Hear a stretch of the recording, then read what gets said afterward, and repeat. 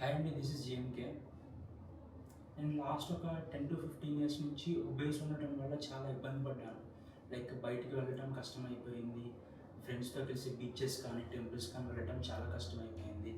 తర్వాత లైక్ చాలా వరకు చెప్పాలంటే బయటికి వెళ్ళటం మానేసాను. ఇంకా ఓన్లీ ఆఫీస్ అండ్ ఇల్లు అంతే.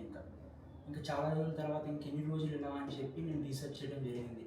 How to like major concern ఏంటంటే నా చెస్ట్ పార్ట్ అన్నమాట. అది చాలా ఎక్కువ ఉండడం వల్ల నాకు చాలా లైక్ డిస్కరేజింగ్ అనిపించేది.